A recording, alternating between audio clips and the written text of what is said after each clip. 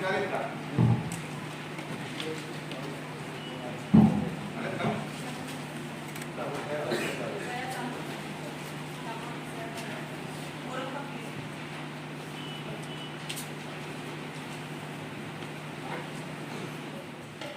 सभा चालू होऊ द्या. सभा चालू झाल्यानंतर त्या वेळेस आपण आमच्या ठराव मांडू शकतो.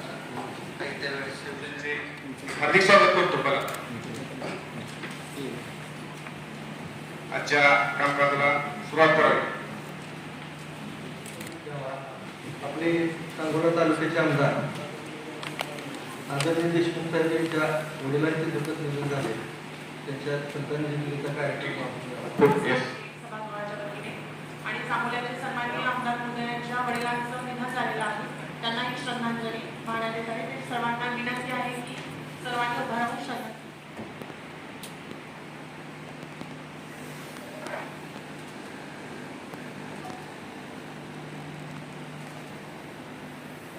प्रवीण दत्तात्रय कानवडे, शिवसेनेचा जिल्हा परिषद सदस्य, आज आपल्या सोलापूरच्या कन्या सौ ज्योती वाघमारे यांचा राज्यसभेत बिनविरोध निवड झाल्याबद्दल मी त्यांचा अभिनंदन प्रस्ताव मांडतो.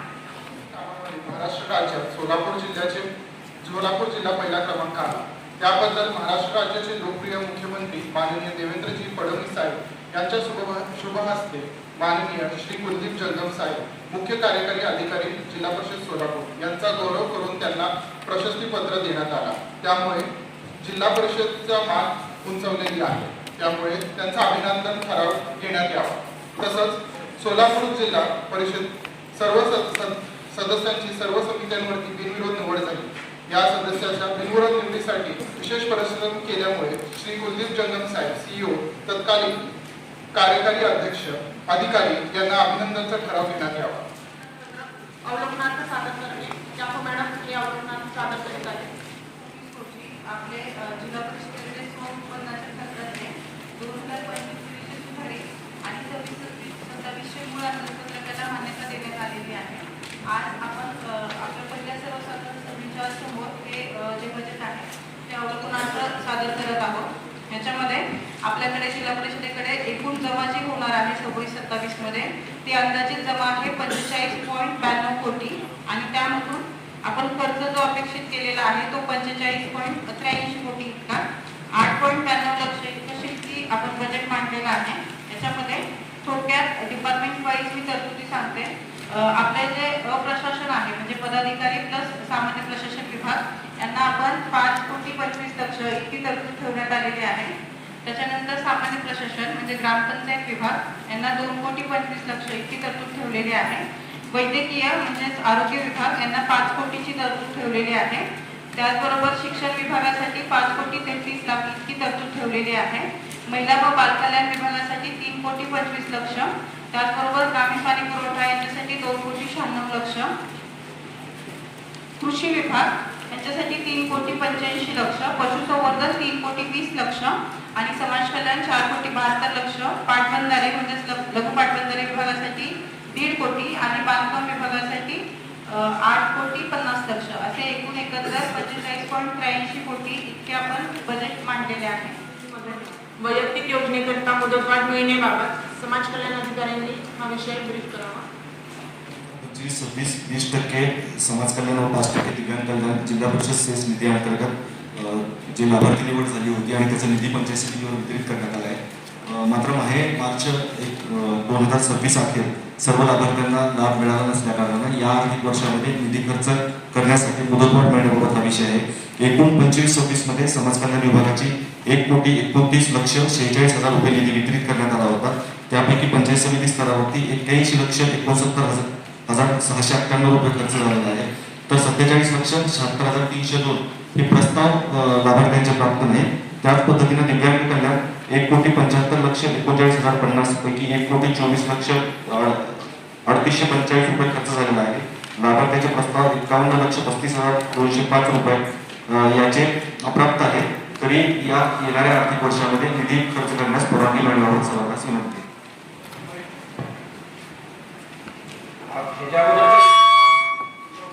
त्याच्या अगोदरचा जो विषय होता बजेट सेसमधून जे आपण कृषीसाठी थोडं बजेट वाढवलं कारण मूळ म्हणजे आम्ही जिल्हा परिषद सदस्य शेतकऱ्यांच्या जीवावर करत आलो त्यामुळे त्यासाठी जास्तीत जास्त करतो 2 पट केली तर बरोबर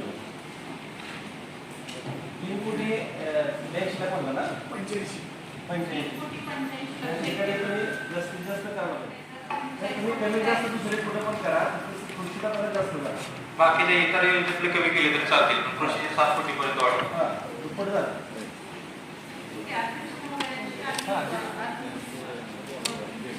पुनर्विजन करण्यासाठी येत्या विषय समितीमध्ये प्रस्तावित आहे.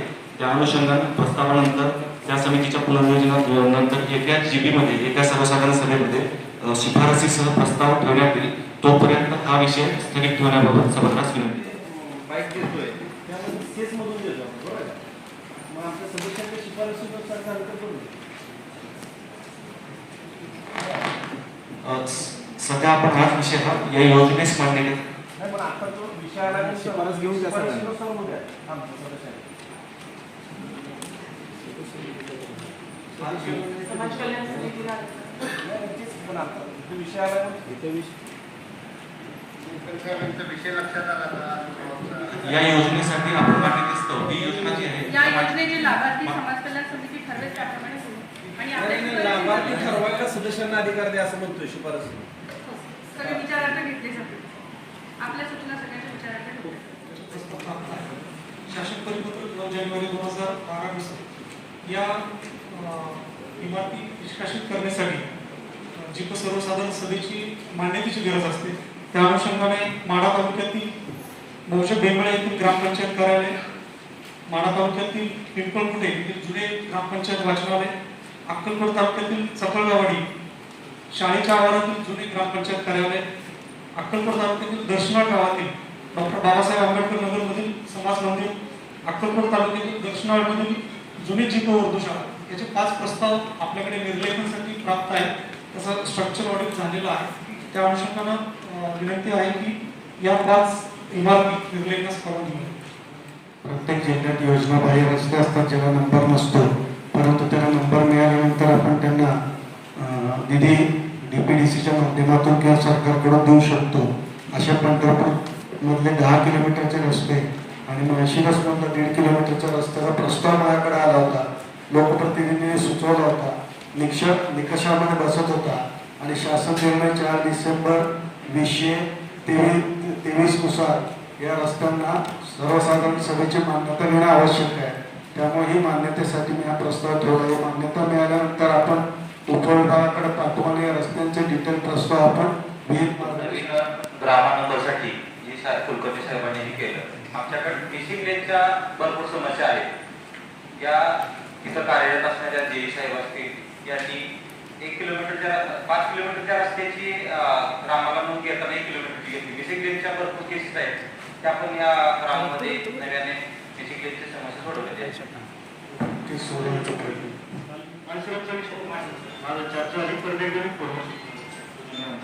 अंगणवाडी केंद्र हे बालस्नेही म्हणजे building as a learning art याप्रमाणे बालस्नेही या करणे यासाठी 1 कोटी रुपयाची तरतूद केलेली आहे.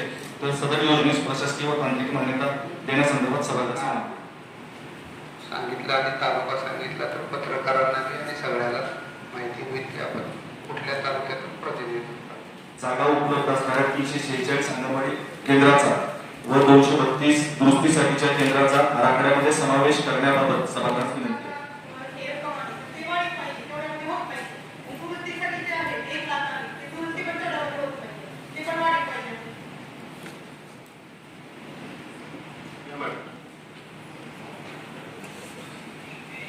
बांधकाम विभागाकडे एकूण 98 रस्ते आहेत ते नॉन प्लॅन टू प्लॅन करायचे त्याचा आपल्या सर्वसाधारण सभेमध्ये त्याची मंजुरी हवी आहे.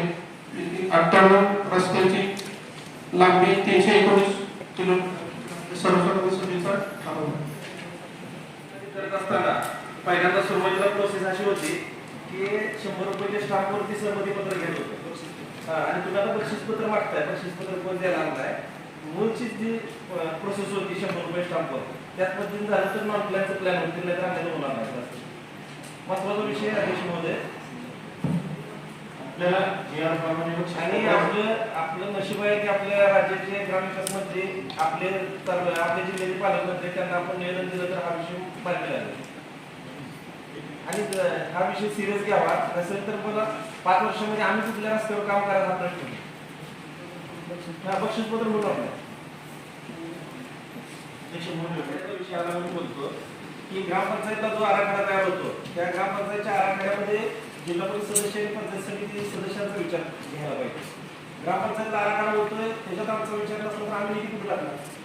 त्यामुळं एकंदरीत एकत्र बैठक झाली पाहिजे ग्रामपंचायतची, पंचायत समिती सदस्य आणि जिल्हा परिषद सदस्य आणि तसा आराखडा तयार झाला पाहिजे.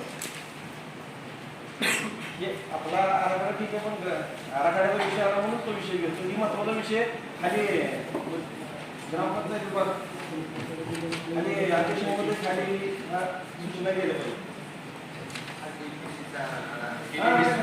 आता या आराखड्यात निघाला विषय म्हणून ग्रामपंचायतच्या आराखड्याबद्दल बोलतो.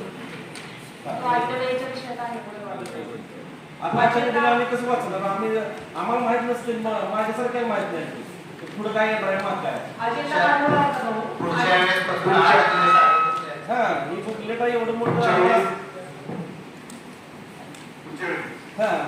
सूचना योजना आहे त्याच्यामध्ये अनुसूचित जाती तसेच 9 लाभार्थ्यांना 2 काही किंवा 2 वर्षाची वाढ करण्यात येते. याची निवड ऑनलाईन पोर्टलद्वारे होत असते.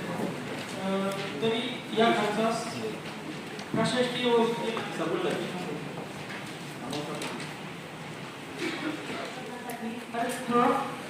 रक्कम 150 लक्ष खर्च करता तांत्रिक प्रशासकीय व वित्तीय मान्यता मिळण्याबाबत त्यांच्या साधन खर्चासाठी काही तरतूद आवश्यक असते.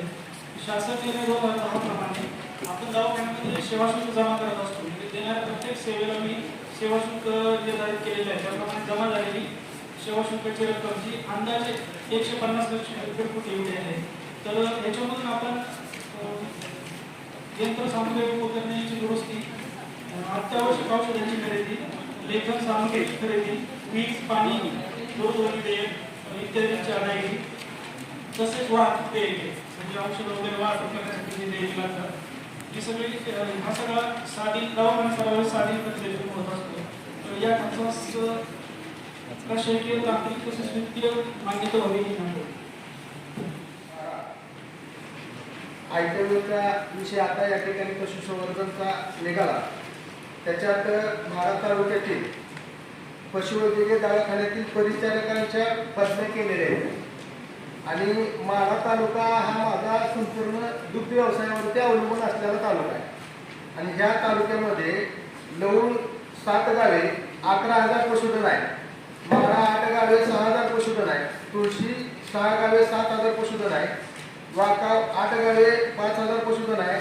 मालेगाव 10 गावे 6,500 पशुधन आहे. उपळाई 6 गावे 6,000 पशुधन आहे आणि पशुधन हे आमच्या जिव्हाळ्याचा विषय असलेलं आणि दुग्ध व्यवसायावरती अवलंबून असणारा माझा तालुका आहे.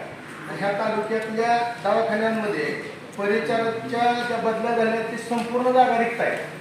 त्या जागा भरण्याची तातडीने व्यवस्था करावी नाही तर अन्यथा आम्हाला ती जनावरं रस्त्यावर घेऊन तुमचं आंदोलन करावं लागेल.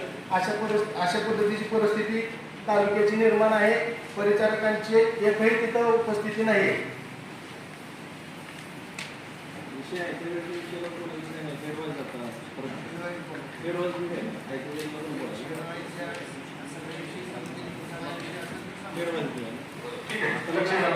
पशुवैद्यकीय अधिकारी 31 पद मंजूर आहे.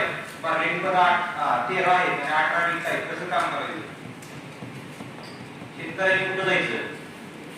ते एवढ्या मोठ्या प्रमाणात जागा रिक्त असतील तर तिथल्या पशु धन सांभाळणाऱ्या लोकांनी कुठं जायचं? शेतकऱ्यांनी कुणाकडे जायचं? रिक्त पदाची भरती करण्याची आपण मान्यता किंवा शिवाजी सावंत नारा अन्नदानाच्या आता विषय मांडला नारा परिचारकांना त्या जो समस्या म्हणजे जे त्यांच्याबद्दल झालेले आहेत ते अनुभवी आहेत त्या दवाखान्यात नवीन जागा काढायच्या झाला तर त्यांना जुन्या जागेवरती त्यांना आहे तिथं बदल्या करून नवीन भरती करताना आपल्या पंचायत समितीच्या इथं त्यांना शिपाई म्हणून घेतलेला आहे किंवा जिल्हा परिषदेने आपल्याकडे शिपाई केले असल्यामुळे त्यांना घेतलेला आहे. परंतु कामगार त्यांनी घेतलेले आहेत त्या कामगारांचा 10-15 वर्षाचा अनुभव जनावरांच्या दवाखान्यात आहे. तर त्यांना त्या भागामध्ये नियुक्ती देण्यात यावी. आणि नवीन जागा करत असताना ह्या आपल्या जिल्हा परिषद असतील किंवा पंचायत समिती ऑफिसच्या जागा ह्या तिथं कराव्या. मग आपल्या पाठीमागच्या मीटिंगमध्ये पशुसंवर्धनच्या झाल्यानंतर आपण पाठीमागच्या जागा भरण्याचा प्रयत्न केला, परंतु दवाखान्याच्या ह्याच्या शिक्षणाच्या अखेरीमुळं तिथं जागा भरता आलेल्या नाही असं समजलं. तर जिल्हा परिषद लेवलला आणि पंचायत समितीच्या लेवलला परिचारक तिथं परिचारक भरावे आणि हे अनुभवी जे आहेत 10-15 वर्षाचे त्यांना त्याच्या दवाखान्याची पण नियुक्ती द्यावी एवढी या निमित्ताने आपल्याला विनंती करतो. पण अनुकंपा तो देऊ शकतो. त्याच्या अनुकंपामध्ये जे कोणी वेटिंग असेल ना आणि त्यांच्या रोजगार अप्रूव्ह असेल त्यांना मी तिकडे देऊ.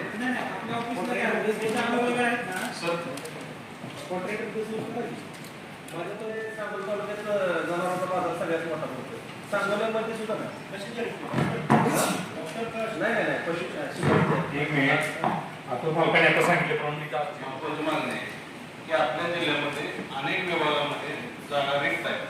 पण ते शिक्षण असू द्या, आरोग्य असू द्या किंवा इतर कोणते बऱ्याचशा आपल्या शिवसाहेब जागा रिक्त आहेत. ते पद भरण्याच्या दृष्टिकोनातून आपण निर्णय घेतला पाहिजे. त्याच्यासाठी काय करता येईल याच्यावरती आपण विचार करावा. विनोद तालुक्यात सगळ्यात जास्त दूध उत्पन्न आमचे आहे. आशिया खंडाचा जनावरांचा सगळ्यात मोठा बाजारही सांगोल्यात भरतो. आज सांगोल्यात पशुधन अधिकाऱ्यांची संख्या 17 आवश्यक आहे. त्या ठिकाणी पद फक्त 13 भरले. महूद सारख्या मोठ्या गावामध्ये जिथं 40,000 पशुधन आहे त्या भागामध्ये सुद्धा आज डॉक्टर नाहीत. आज पशु परिवेक्षक 3 जागा रिक्त आहेत. वरणोपचारक आहेत 3 जागा रिक्त आहेत. परिचारकाच्या 19 जागा रिक्त आहेत.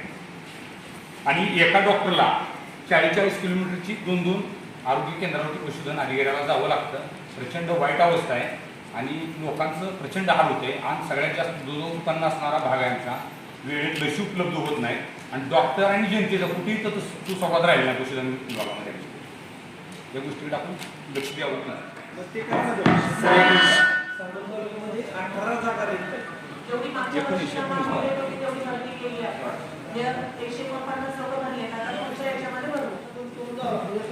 काम करतात तिथे आम्हाला अनुभव शेतकरी त्याला तिथं लाभ मिळत नाही. ते दवाखाना 2 दिवस डॉक्टरांच्या बाबतीत 203 पद आपल्याकडे मंजूर आहे लास्ट वर्षी. 92 पदं रिक्त आहे. आमचा पाठपुरावा आणि पशुसंवर्धन आयुक्त चालू आहे. सरांच्या माध्यमातून आणि सोमवारी याचा कॉन्टॅक्ट करतो डॉक्टरांच्या बाबतीत. नंतर शासनाकडून येतात आपल्याला आपला पाठपुरावा चालू आहे. अजून एकदा सरांच्या माध्यमातून आम्ही पाठपुरावा करतो. परिचयाच्या बाबतीत अनुकंपाची भरती आता पुढच्या वर्षी होईल. जी आपल्याला इलिजिबल पदं भरली जातात. पण आता जे काय परिचयाचा स्टाफ त्या पंचायत समितीच्या क्षेत्रात कार्यरत आहे त्यांचं काय आणखी बेस्ट नियोजन करून आपल्याला संवर्धनला देता येते का त्याचं थोडंसं आम्ही व्हिडिओशी चर्चा करून सरांच्या पातळीवर ठेवू. जिल्हा परिषद शाळेमध्ये देखील त्या पद्धतीने त्या ठिकाणी आपल्याला शिपाई असणं आवश्यक आहे. या ठिकाणी बाथरूम स्वच्छ करणं असेल किंवा अनेक कुठलं काम असेल. आता तुम्ही पाहत असाल तर आता शाळेला सुट्ट्या येत्या, परंतु त्या ठिकाणी शिपाई नसल्या कारणानं त्या ठिकाणी शाळेची दुरावस्था इतकी भयानक होते. त्याच पद्धतीनं आपल्याला ह्या जिल्हा परिषदला माझी एक विनंती आहे की अध्यक्ष महोदयाला की तुम्ही त्या ठिकाणी प्रत्येक जिल्हा परिषद जिल्ह्यामधल्या एक शिपाई नेमावा अशी विनंती मी करतो जिल्ह्यामध्ये. बाकी या ठिकाणी काय नाही. आता ज्या सेंट्रल गव्हर्नमेंट योजनेतून येतात त्यावेळेस आपण प्रत्येक तालुक्याला तुम्ही वेगवेगळ्या तालुक्यात येतात त्यापेक्षा गाड्या त्या ठिकाणी कुठं दूर हात पडलेला अध्यक्ष महोदय त्या ठिकाणी आपण पाहणी करावी. असं बऱ्याच ठिकाणी त्या ठिकाणी दवाखाने असेल सरकारी दवाखाने असेल कुठंही प्रत्येक गोष्टी त्या ठिकाणी मशिनरी आमच्या पाटकोल आरोग्य केंद्रामध्ये जवळजवळ 14 कोटी रुपयाची मशिनरी आहे. त्या ठिकाणी 40 रोगावर त्या ठिकाणी हे होतं. परंतु मशिनरीचं उद्घाटन झाल्यापासून आणखी मशिनरी त्या ठिकाणी चालू नाही. पाटकोल येथे आरोग्य उपकेंद्रामध्ये त्या ठिकाणी मशिनरी प्रत्येक ठिकाणी. आता या अँब्युलन्सचा विषय असं कुठं आहे अँब्युलन्स. आता सांगोल्यातल्या जर सदस्याला त्या ठिकाणी अँब्युलन्स आहे माहिती नसेल तर मग किती दुर्दैव आहे सांगा. थोडं लक्ष देणं अतिशय गरजेचं आहे त्या ठिकाणी. एक गाडी कार्यरत आहे आणि केंद्र सरकारची टोटल 4 गाडी आहेत. त्याच्यामध्ये दक्षिण सोलापूर एक आहे, नंतर अक्कलकोट एक आहे, नंतर अकलूजला एक आहे आणि अजून एक आहे. तुम्हाला सगळं माहित नाही साहेब. आणखी गाड्या कुठं आहेत आणखी काय कुठं आहे आम्ही ह्यामध्ये 68 मध्ये अध्यक्ष महोदय 66 सदस्य नवीन आहेत. आमचे पवार एक आणि विजयराज डोंगरे जर सोडले तर 66 सदस्य नवीन आहेत. ह्या सगळ्या सर्व सदस्यांना केव्हा माहिती होणार? आता या ठिकाणी तुम्ही अजेंडा दिला किंवा आता पुस्तक दिलं, या पुस्तकावर आता किती अभ्यास सदस्य करणार या ठिकाणी? आता ही पुस्तक बघायला तर आम्हाला विषय कुठला कुठला सापडा नाही. सगळ्यांना विषय कधी समजायचं बाबा हे विषय कुठला चालू आहे समोर, कुठं पुस्तकात काय विषय आहे किंवा त्याला खर्च काय किंवा काय निधी काय काय कधी समजणार सांगा तुम्ही? पुस्तक असेल किंवा हे आता अँब्युलन्सचा विषय असेल, आता अधिकाऱ्याला माहिती नाही की अँब्युलन्स कुठल्या तालुक्यात नाही, कुठल्या तालुक्यात आहे, आणखीन एक कुठं तर आहे म्हणजे काय? मग आम्हाला कधी माहिती होईल? आम्ही पण काय जास्त आम्हाला काही अनुभव नाही, परंतु पहिली मिटिंग आहे ठीक आहे, या ठिकाणी अध्यक्ष उपाध्यक्ष आम्हाला त्या ठिकाणी मार्गदर्शन करतील त्यापर्यंत चालू, परंतु अशा कुठल्याही हलगर्जीपणा त्या ठिकाणी परतच्या मिटिंगला आम्ही खपवून घेणार नाही.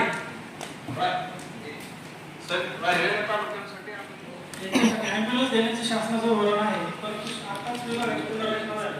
पुनर्रचना झाल्यानंतर प्रत्येक तालुक्याला 1 किंवा 2 अशा पद्धतीची मागणी सेंट्रल गव्हर्नमेंटच्या एजन्सी प्रोग्राममध्ये केली जाते. तर पहिला टप्पा म्हणून आपल्याला 4 गाड्या आल्या होत्या आणि या देताना ज्या तालुक्यामध्ये अनुसूचित जास्त आहे अशा तालुक्याला प्राधान्य दिले, जे तालुके दुर्गम आहेत अशा तालुक्याला प्राधान्य दिले आहे. आणि आपल्या सोलापूरमध्ये दुर्गम किंवा डोंगरी भाग कमी असल्यामुळे आपल्याला त्या प्रमाणात भेटलेले नाही. तरी सुद्धा आपण सोलापूरचं पशुसंवर्धन किंवा पशुसंवर्धनची जी काही प्रगती आहे ती पाहता आपल्याकडे अतिशय जास्त प्रमाणामध्ये गरज आहे असं आपण वारंवार पाठपुरावा करतो आहे. प्रत्येक तालुक्याला एक आवश्यकता आहे असं वाटत नाही. अगदी आहे सर.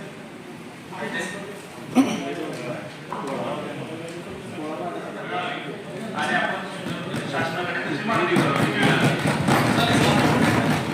पशुवैद्यकीय दवाखान्याचा 66 दवाखान्याचा अनुशेष आहे, म्हणजे अजून 66 दवाखाने स्थापन केले जाऊ शकतात पशुधन घटकानुसार. ही 20 टी पशुगणना 2019 साली पूर्ण झाली, 21 टी पशुगणना आता पूर्ण झालेली आहे मागे, परंतु अजून ती पब्लिक झाली नाही. तर याच्यानुसार आणि विविध तालुक्यांचे प्रस्ताव आपल्याला पाठवले होते. प्रस्ताव आपण शासनाकडे स्थानिशीसाठी पाठवले होते. तर त्याच्यामध्ये सांगोला तालुक्यातील माहीम, सावे, एकतपूर अशा 3 ठिकाणी नवीन दवाखाने बांधकामासाठी मागचा सभागृहाची मंजुरी आवश्यक आहे. तसेच मोहोळमध्ये कामती बुद्रुक, करमाळामध्ये बंदर, माढामध्ये चिंचोली, मंगळगडामध्ये मारापूर, भोसे, शिरसी आणि भाळवणी अशा एकूण 10 ठिकाणी दवाखान्याच्या स्थानिशीसाठी सन्माननीय सभागृहाची मंजुरी मिळावी ही नम्र योजना राबवली जाते. त्याच्यामध्ये 100 एकदिवस शिफ्टिले आणि 37 तालुका अशा पद्धतीची योजना आतापर्यंत होती, परंतु आताच 9 मार्च 2026 मध्ये योजना रिवाईज होऊन एकच मोठी योजना केली. तर ह्याच्यामध्ये एकूण 50% अनुदान, जनरलसाठी 50% अनुदान व अनुसूचित जाती जमातीसाठी 75% अनुदान, 50% अनुदान रक्कम 1,66,100 व अनुसूचित जमातीसाठी आणि जाती जमातीसाठी 2,49,150 हा लाभार्थी हिस्सा प्लस तेवढंच शासन अनुदान. याप्रमाणे एकूण बीपीसी मार्फत अर्थसंकल्पित तरतूद रक्कम 50 लाख व लाभार्थी हिस्सा 50 लाख अशा 1 कोटी रुपयाच्या योजनेसाठी तांत्रिक प्रशासकीय व वित्तीय मान्यता मिळावी. विषय महत्त्वाचा आहे. इमर्जन्सी मेडिसिनसाठी 1 CR मंजूर करण्यासाठी जिल्ह्यामध्ये 82 प्राथमिक आरोग्य केंद्र व 431 उपकेंद्र कार्यान्वित आहे. या सर्व प्राथमिक आरोग्य केंद्रांना अत्यावश्यक औषधे पुरवून तेथील सुविधेत वाढ करण्यासाठी प्रयोजन आहे. प्राथमिक आरोग्य केंद्रात येणाऱ्या रुग्णांना वेळेत औषधोपचार होणे गरजेचे आहे. त्यासाठी अत्यावश्यक औषधाची खरेदी रक्कम 1 CR निधीतून करण्यासाठी माननीय जिल्हा परिषद सभासद समितीची प्रशस्ती विनंती आहे.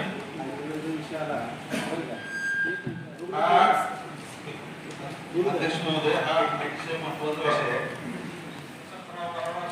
सभागृहाला विनंती आहे.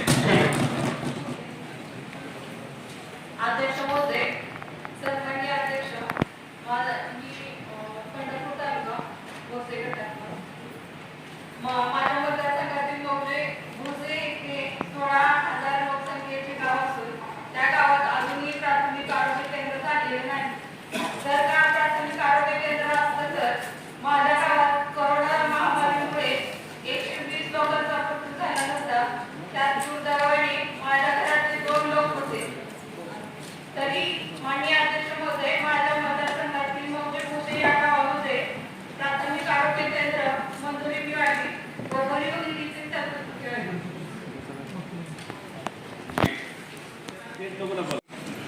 सन 2026 मध्ये जीपीएस मंडळातील योजनांच्या पुनर्नियोजनास जिल्हा परिषद सर्वसाधारण सभेची मान्यता व सुधारित प्रशासकीय तांत्रिक मान्यता मिळाल्यावर यामध्ये शेतकरी पुरस्कार या बाबीची रक्कम आपल्याकडे अगोदरच्या 2-4 वर्षाचे पुरस्कार नाविन्यपूर्ण प्रयोगशील शेतकरी होते त्यांना पुरस्कार प्रदान करतो आणि तालुका 1 याप्रमाणे 11 तालुक्यातून शेतकऱ्यांची निवड करण्यात येते आणि तो कार्यक्रमाची रक्कम आपल्याकडे 18,95,000 घटचित राहिली आहे. माननीय कार्यमंत्री महोदयांच्या तारीख यासाठी पत्र दिलं होतं. आता मी आपल्याला तारीख न मिळाल्याने सदस्यांनी पुढे त्याच्या कालावधीवर त्याला मान्यता दिली. परवानगी जी आहे ती जिल्हा परिषद स्तरावर दिली जात होते. तथापि सन 2020 पासून सदरची परवानगी जी आहे ती राज्य शासनाकडे कृषी विभागाकडे जिल्हाधीश कृषी अधिकारी कार्यालयाकडून दिली जातात. गेल्या आपली जी कृषी समितीची मीटिंग झाली त्यामध्ये सर्व सदस्यांनी हा विषय उपस्थित केला आहे. सदरचा जो परवानगी आहे ते जिल्हा परिषद स्तरावर परत देण्याविषयी राज्य शासनास पाठवावा अशी विनंती करण्यात आली आहे. सदरच्या आपल्या सर्वसाधारण सभेत अभियान या योजनेअंतर्गत राज्य स्तरावर दिलेला आपल्याला बायोगॅस या संयंत्राचा लक्ष्यांक प्राप्त असलेली आपण बायोगॅस संयंत्राचा लाभ घेऊ शकतो. सदरचा विषय परत पुन्हा मागच्या कृषी समिती सभेमध्ये सन्मान्य सदस्यांनी उपस्थित केला आहे.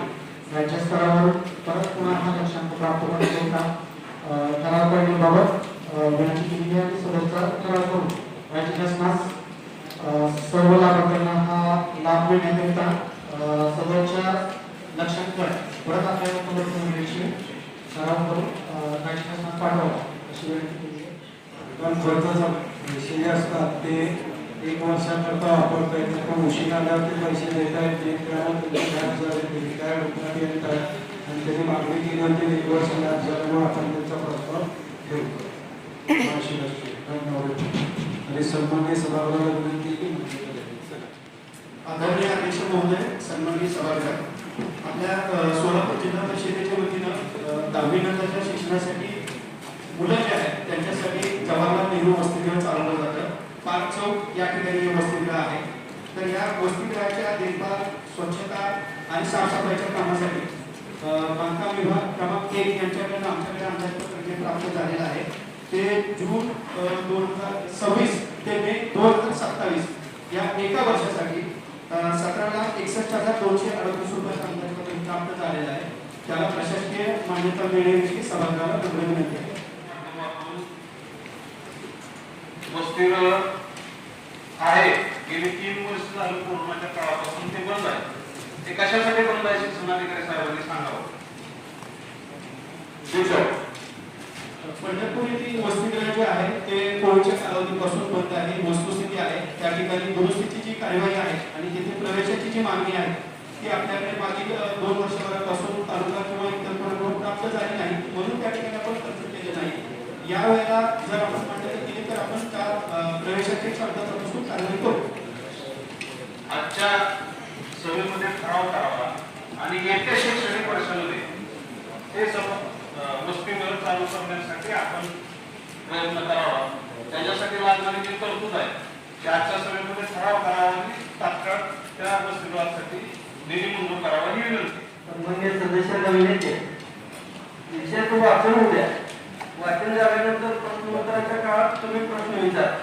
काय व्हायला या 2 आणि अध्यक्षांना माझी विनंती आहे, अगोदर तुम्ही राज्य शासनाच्या अधिकाऱ्यांचे विषय घ्या आणि नंतर आपल्या घेतलेलं बघू. आता परत ते मीटिंग संपून ते जाते आणि काही सदस्य पण निवडून जाते. अगोदर ते राज्य शासनाचे अधिकारी आले त्या मीटिंगला, त्यांचे विषय घ्या. आधी अगोदर विषय तुमचे संपवा, राज्य शासनाच्या अधिकाऱ्यांचे विषय घ्या आणि नंतर सदस्यांना माझी विनंती की प्रश्नोत्तराच्या काळात तुम्ही तुमचे काय प्रश्न मांडा. वेळी कोणती विषयाने घेऊ.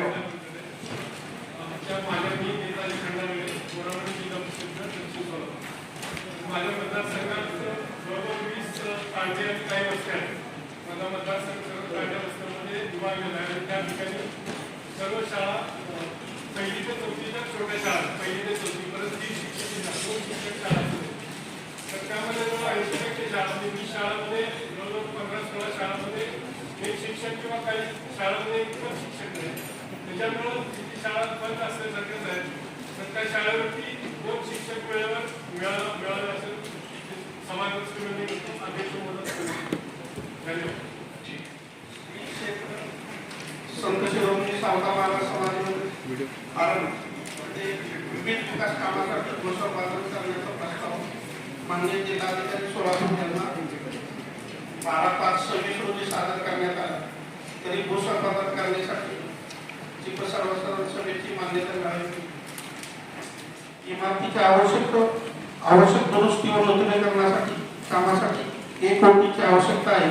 त्याची प्रशासनाने मान्यता मंजुरीसाठी निधी मागणीचा प्रस्ताव शासनाकडे पाठवायचा असल्याने त्याला सर्वसाधारण सभेची मान्यता मिळालेली विनंती.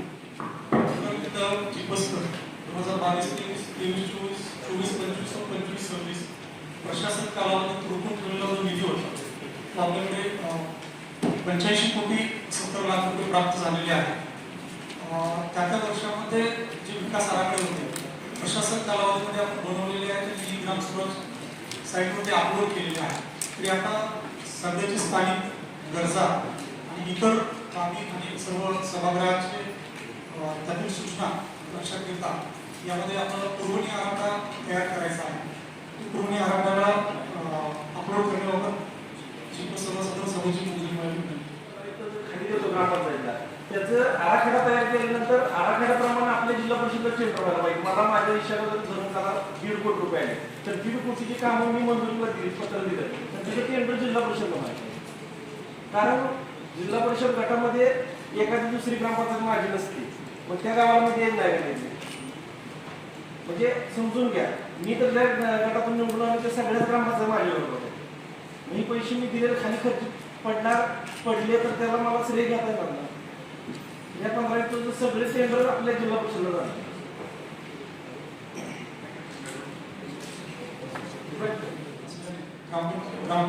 सगळ्या हेडची टेंडर येत होते जिल्हा परिषदेला मग ग्रामपंचायत गावात नाही. यामध्ये बांधकाम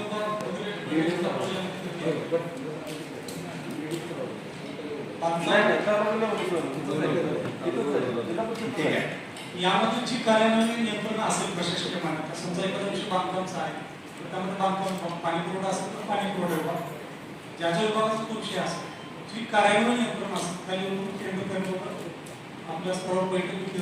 अध्यक्ष महोदय आता विषय निघाला म्हणून सांगतो जनसुविधा नागरिक सुविधा आणि तीर्थ क्षेत्र हे पण आपली ग्रामपंचायतला पैसे देतो बरोबर आहे. त्या ग्रामपंचायतमध्ये आम्हाला विचारत नाही की आता टेंडर होतं कोणाला टेंडर झाले त्याचा आम्हाला साधं ह्याला उद्घाटनाला बोलवलं जात. 30 टेंडर इथूच व्हायला पाहिजे आणि योगायोगानं 15 पण आपण ग्रामपंचायतला दिला. ग्रामपंचायतमध्येच जीव द्या ग्रामपंचायत बघायला एक टेंडर क्लार्क या म्हणा काय अडचण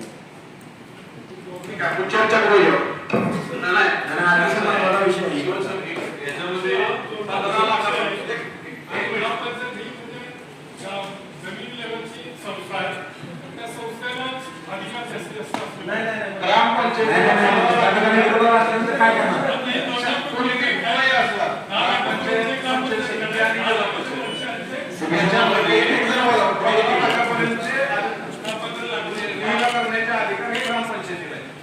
ग्रामपंचायतीची निविदा करण्याचे अधिकार आपण काढून घेऊ शकत नाही. तसं 15 लाख रुपये नाही 15 लाख रुपयाच्या वरचं जर काम आम्ही एस्टिमेट दिलं तर जिल्हा परिषद भवन काढायचं नाही.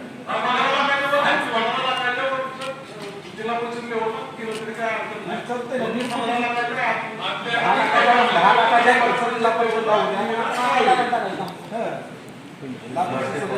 परंतु भाऊ अतिशय महत्वाचा विषय बघा आमचे मामदार सदस्यांनी कारण आता पाचपूर हे गाव माझ्या झडपी गटातला त्या गटामध्ये मला सरपंचांनी गेल्या 1 वर्षामध्ये अक्षरशः ठराव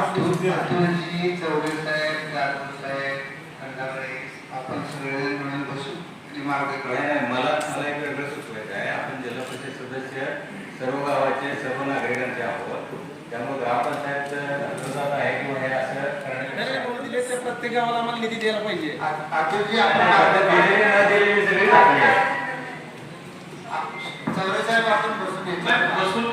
बसून परवा आपण निर्णय घ्या. नाही महत्वाचा विषय निर्णय होऊ द्या.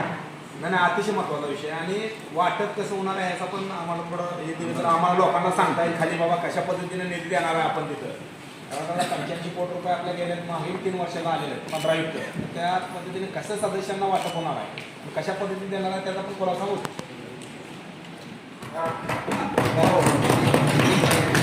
100% तुमच्यावर विश्वास आहे. परंतु त्या ठिकाणी 15 युक्त आयोग हे 100% सर्व सदस्यांचा आहे.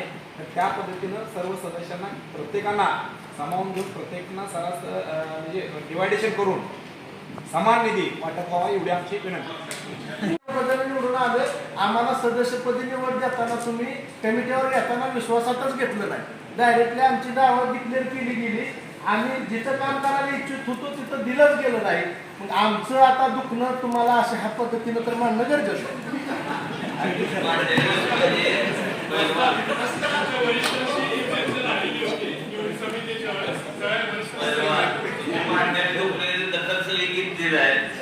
मगाशी सांगितले कुणाला नाराज केलं जाणार नाही. तुमच्या समितीत नाही गेला तरी त्या समितीत काय काम करायचं सांगा घ्या. आता तुम्ही सगळ्या समितीवर बोलताय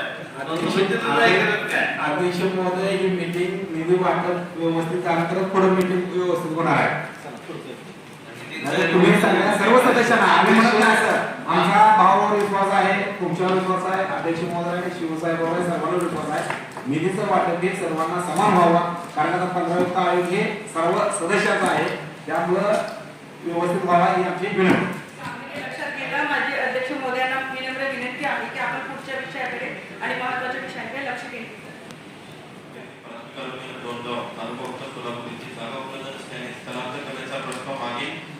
जिल्हा परिषद सर्वसाधारण सभेत 13/2/2020 या रोजी पारित करून जिल्हा नियोजन सभेची 23/1/2021 ची मान्यता घेऊन आवश्यक कागदपत्रांसह उपसंचालक कार्यवाही समिती सादर केला होता. 26/5/2023 रोजी अपर मुख्य सचिव सार्वजनिक आरोग्य विभाग यांनी लोकसंख्या व इतर निकषांची त्रुटी काढून सदर प्रस्ताव मंजूर करता येणार नाही असे कळवले होते. डोंगरगाव गावची लोकसंख्या 2011 नुसार 2823 असली तरी सदर स्थितीत या गावची लोकसंख्या 4000 आसपास आहे. याशिवाय गावाला असलेल्या तेलगाव कवटे वजप्पा तांडा गोविंद तांडा नंदूर समशापूर भाटेवाडी व आदी गावातील रुग्णांना हे प्राथमिक आरोग्य केंद्र उपचारासाठी सोयीचे ठरणार आहे. यासाठी दिले येथील प्राथमिक आरोग्य केंद्र मोजे डोंगरगाव येथे स्थलांतरित करण्यासाठी संदर्भात पुनर्ठराव करून फेरप्रस्ताव मान्यतेसाठी शासन पाठवा. मी प्राथमिक आरोग्य केंद्रांतर्गत मोजे गुळवंचे येथील आरोग्य उपकेंद्र असून या ठिकाणी रुग्ण तपासणी व उपचारासाठी गाव व इतर गावातील रुग्ण मोठ्या प्रमाणात येतात. सदर उपकेंद्राची इमारत पूर्णपणे नादुरुस्त असून या ठिकाणी उपचार घेणे व वैद्यकीय सेवा वैद्यकीय अधिकारी इतर कर्मचाऱ्यांसाठी भीतीदायक आहे. त्या कारणाने गुळवंची ग्रामपंचायतीने उपकेंद्रासाठी आवश्यक असणारी जागा उपलब्ध करून दिलेली आहे. पंचायत समिती उत्तर सोलापूर साधारण सभेत 13/1/2025 रोजी गुळवंची येथे नवीन प्राथमिक आरोग्य उपकेंद्र इमारतीचा प्रस्ताव मंजूर करून जिल्हा आरोग्य अधिकारी कार्यालयात 15/4/2026 रोजी सादर केला आहे. गुळवंची उपकेंद्र गाव व परिसरातील उपचार घेणारे रुग्ण सदस्यित इमारती अवस्था पाहता या उपकेंद्रासाठी नवीन जागेवरती इमारत करण्याकरिता आवश्यक निधीची प्रस्ताव तयार करून शासन सादर करायचा आहे. त्या निमित्त मंजूर देण्यासाठी स्टँडिंग मध्ये जे आपलं विषय डिस्कस झाले ते म्हणजे सर्पदंश आणि डॉग बाईटचा. सगळ्यात जास्त आम्ही ग्रामीण भागामध्ये रिप्रेझेंट करत असल्यामुळे सगळ्यात जास्त पूर्ण आम्हाला सर्पदंश डॉग बाईटवरती येतं. आणि स्टँडिंग मध्ये आपला विषय झाल्याप्रमाणे त्याला फक्त 50 लाख रुपीज रिझर्व आहे. ते मला वाटतं की खूप कमी आहे. मेजॉरिटी ते केसेस असतात. तर मला एक सादर करायचं आहे क्वेश्चन की त्याला वाढवून 1.5 कोटी रुपये करावं. कारण की आम्हाला सगळ्यांना त्याचा उपयोग प्रॉपरली घेता येईल आणि ते खाली इन टाइम पोचतील. कारण की 5 झाल्यानंतर 6 पोचायला बजेट स्वाभाविक प्रॉब्लेम जो मुख्यालयाचा आहे त्याच्यामध्ये साधित खर्च प्रिंटर दुरुस्ती आणि इतर जे कामकाज आहे त्याच्यासाठी पुढील आर्थिक वर्षभरामध्ये खर्च करण्यासाठी 5 लाख इतकी तरतूद मंजूर आहे. तर पुढील आर्थिक वर्षामध्ये हे मुख्यालयाचं कामकाज पूर्ण करण्यासाठी 5 लाख खर्चास मान्यता मिळावी अशी नम्र विनंती. पंचायत समितीला नवीन इमारतीच्या बांधकामासाठी 1500 लाख ढोबळ अंदाजपत्रकाचा शासन स्तरावर पाठवण्यासाठी सर्व सभेची मान्यता मिळाली. तर आपण आता बांधकाम व अध्यक्ष आणि सभापती आहात. तर मला विश्वास आहे की पुढच्या वेळेपर्यंत आपण नक्कीच पुढच्या तुम्ही पॉझिटिव्हली यस मला मंजूर आहे मंजूर आहे. 1000 लक्ष आंतरराष्ट्रीय कौशल्य प्रस्तावास प्रशासकीय मान्यता मिळवावी. केंद्रासाठी कौशल्य साहित्य साधनसामुग्रीकरता मंजूर 10 CR अनुदान मंजूर झालेले आहे. या अनुषंगाने जिल्ह्यातील प्राथमिक आरोग्य केंद्र व उपकेंद्र यांच्या आवश्यकतेनुसार 10 CR मधून आंतरराष्ट्रीय कौशल्य चालकांचं सर्वंकष लस व इतर रुग्णासाठी आवश्यक असलेले कौशल्य खरेदी करायचे आहे. त्याकरिता प्रशासकीय मान्यता मिळण्यासाठी यामध्ये एक शब्द टाकायचं आपल्याला वारीसाठी पण हे सदर औषधी लागणार आहे.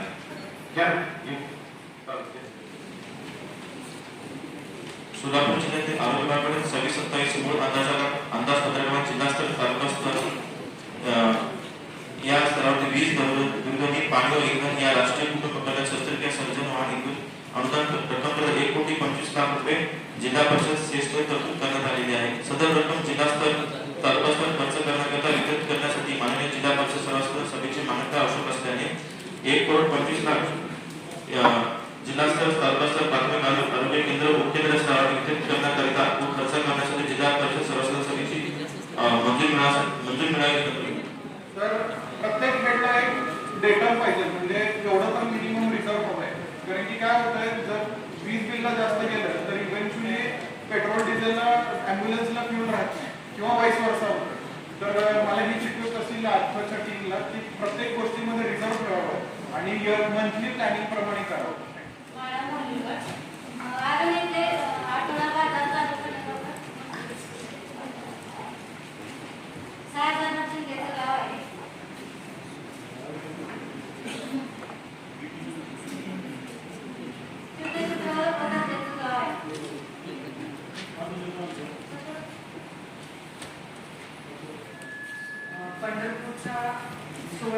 पंढरपूरची वारी हे सोलापूर जिल्ह्याच्या सन्मानाचं ठिकाण आहे. सन्मानाचा सोहळा या संदर्भामध्ये नक्की कुठल्या प्रकारची तयारी सर्वात आपण करतो आणि त्यासाठी जिल्हा परिषद म्हणून आपण नेमकी काय भूमिका घेतो. आषाढी वारीची नियोजन माननीय सर आणि अध्यक्ष महोदय आणि उपाध्यक्ष महोदय सर्व सभापती महोदय यांच्या मार्गदर्शनाखाली आमची पूर्वतयारी सुरू आहे.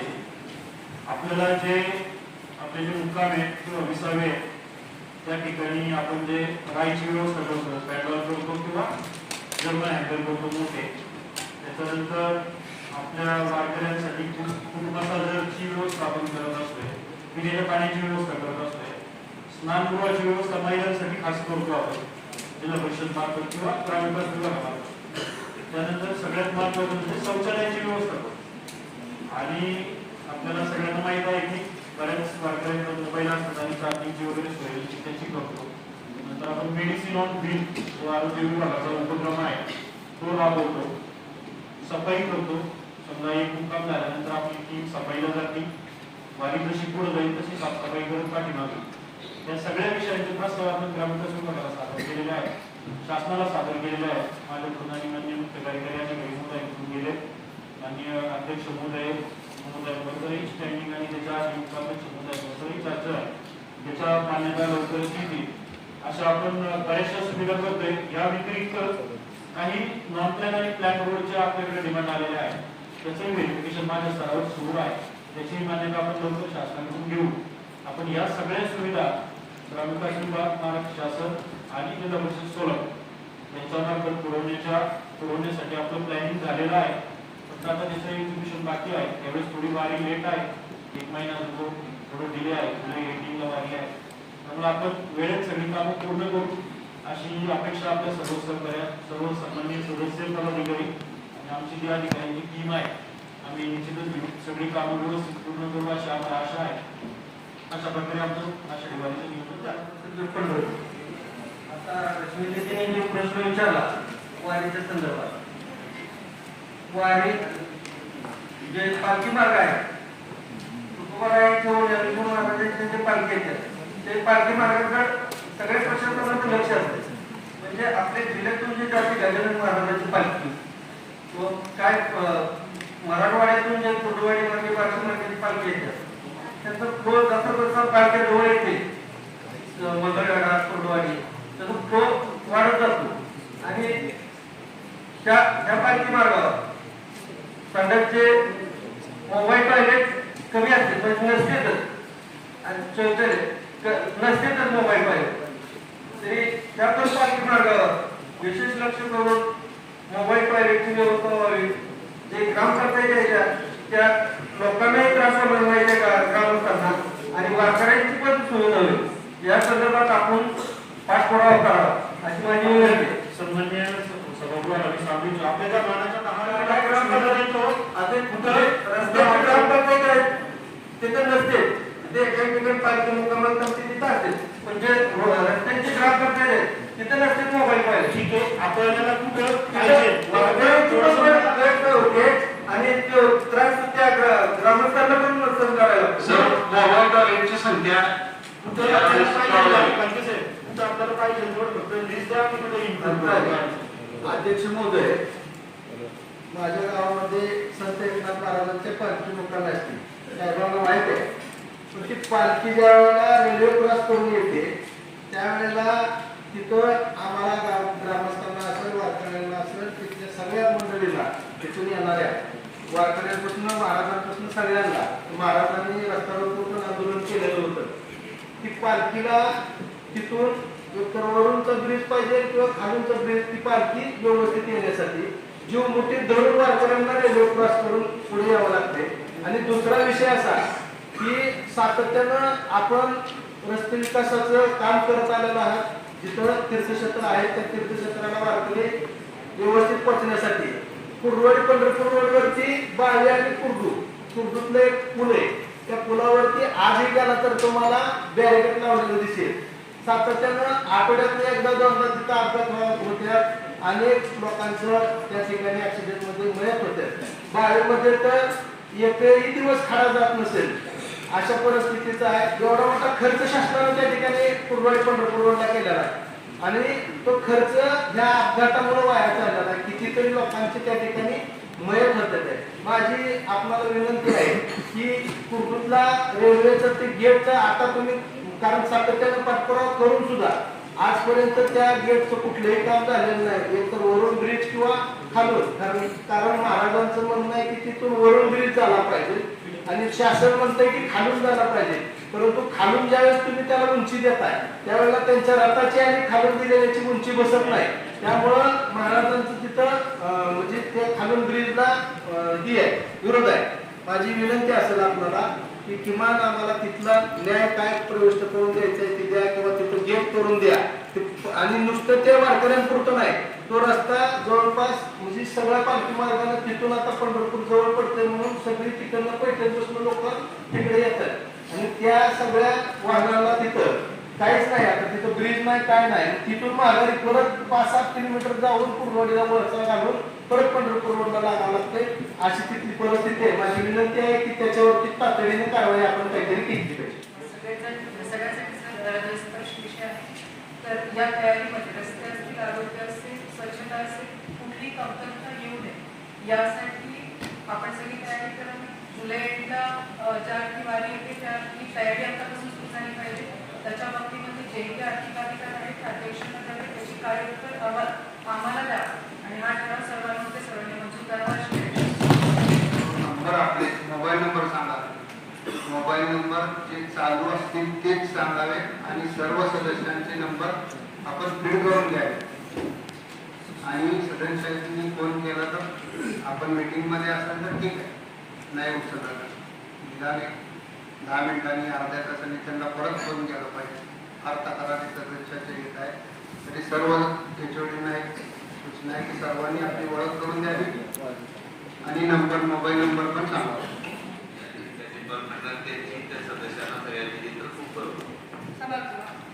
आपण सर्वांनी मिळून काही योजना तयार केलेल्या आहेत आणि यशस्वी ठराव देखील या ठिकाणी पारित केलेले आहेत. तरी देखील ऐनवेळी मी सदनाचे काही महत्त्वाच्या विषयावर लक्ष वेधू इच्छिते ते की आपण बघितले की महाराष्ट्र आणि नसरापूर सारखी दुर्दैवी घटना या ठिकाणी बघितलेली आहे. आपण आज जिल्ह्याच्या योजना ठरवणाऱ्या नाही तर जिल्ह्याच्या विद्यार्थ्यांचं भवितव्य ठरवणारं देखील एक संस्था आहे. जिल्ह्याच्या विद्यार्थ्यांचं नागरिकांचं भवितव्य आपल्या हातात आहे. त्यामुळे लहान मुलींना 1ली ते 4च्या मुलींना गुड टच काय असतो, बॅड टच काय असतो याचं प्राथमिक शिक्षण द्यावं. त्यासाठी शिक्षकांना प्रशिक्षण आपण द्यावं.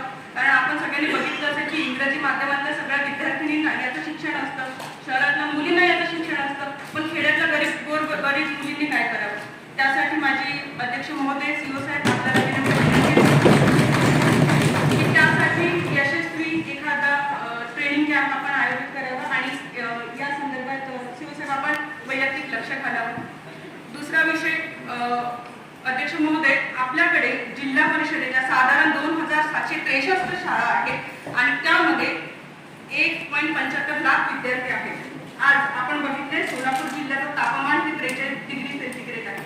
जर एका विद्यार्थ्याने एक जरी झाड लावलं आणि ही योजना 50 ते 60% जरी चांगल्या रीतीने यशस्वी रीतीने राबवल्या गेली तरी देखील आपण जिल्हा परिषद म्हणून पर्यावरणासाठी एक पर्यावरणाचा बांधिलकी असलेला उपक्रम आज राबवू शकू. ही विनंती मी तुम्हाला या निमित्ताने करत आहे. आपण सगळ्यांनी बघितलेलं असालच, आज आपण सगळेजण इथे बिस्लरीचं पाणी पित आहोत. आपल्या सगळ्यांना पाणी येत आहे आणि तुम्ही बघितलं असेल बिस्लरीची किंमत ही साधारण 20 रुपये आहे. आज अनेक जण माझ्या केबिनमध्ये ही बिस्लरीच्या पाणी येतात, आपल्या सगळ्यांच्या केबिनमध्ये बिस्लरीच्या पाण्याच्या बॉटल्स येतात. पण आपण सगळ्यांनी बघितलंय का की आपल्याकडे जिल्हा परिषदेमधले वॉटर कूलर हे सगळे बंद आहेत. याच्यासाठी प्रशासकीय अधिकारी कोण आहे, कृपया तरी त्याचं उत्तर द्या. मी या ठिकाणी याचा पाठपुरावा करण्याचा प्रयत्न केला. कर्मचाऱ्यांना देखील विचारलं तर कर्मचारी बिचारे इथले कॉन्ट्रॅक्ट करून एक जार मागवते आणि त्याचं पाणी घेते. आज आपल्याला सगळ्यांना माहिती आहे की 200 ते 300 रुपये तिकीट खर्च करून इथे जिल्हा परिषदेमध्ये यायचं, त्यात 60 रुपयाच्या बॉटल खर्च करायचं, हे गरिबांना परवडणारं नाहीये. आधी प्रशासक होतं त्यामुळे स्लो होतं. साहेब आपण आल्यामुळे थोडी गती त्या ठिकाणी प्राप्त झालेली आहे. अधिकारी असतील तर कृपया त्यांनी उत्तर द्यावं. माझी विनंती आहे की इथले वॉटर कूलर चालू करा. पाण्याचं आता तुम्ही पाण्याचा गराडा बघता आहात,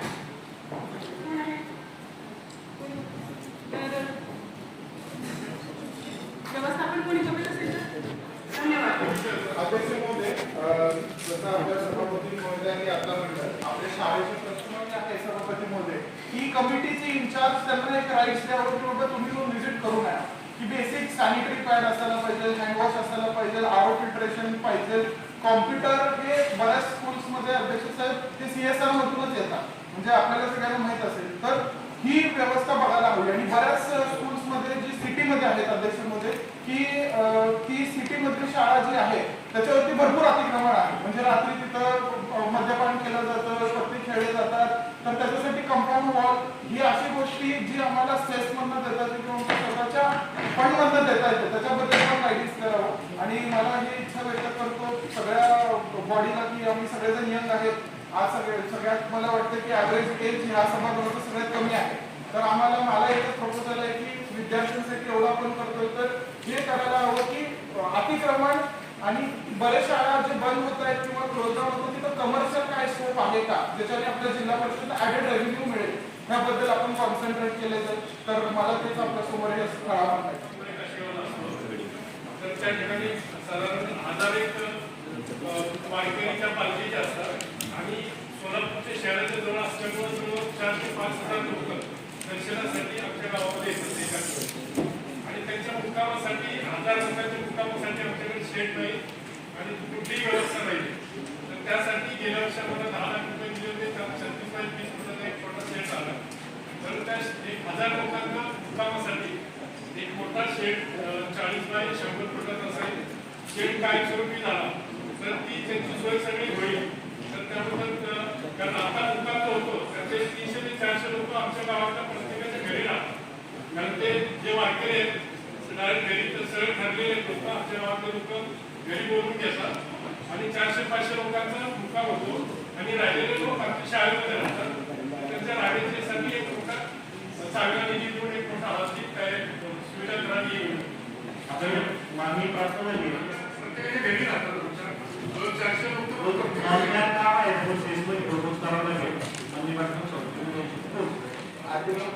गेली 50-60 वर्षापासून आहे. त्याच्या बाजूला आपली घोडगी स्टेशन ग्रामपंचायत झाल्यानंतर ती मोजणी झाली. तर त्या मोजणीमध्ये बटाटेवाडीमधले 2 वार्ड तर ते घोडगी स्टेशनमध्ये आता मोजणीमध्ये समाविष्ट केलेले. त्याच्यामुळे तिथली जी आपली सुधारणा करायची आहे किंवा मूलभूत सुविधा द्यायची आहे किंवा विकास करायचा आहे तर त्याला अडचण येत आहे. तर त्यासाठी तुम्ही तर बटाटेवाडी ग्रामपंचायतला ती परवानगी द्यावी त्या 2 वार्डाचा विकास करण्यासाठी त्याच्यामुळे काय लोक अडचणी करत आहेत. तर तेवढा एक तुम्ही लक्ष घालून अध्यक्ष महोदय आणि सर्व सीओ साहेबांनी लक्ष घालून. आणि दुसरा छोटासा विषय आहे, आपल्या दक्षिण सोलापूर तालुक्याची पंचायत समितीची नवीन बिल्डिंग झालेली आहे.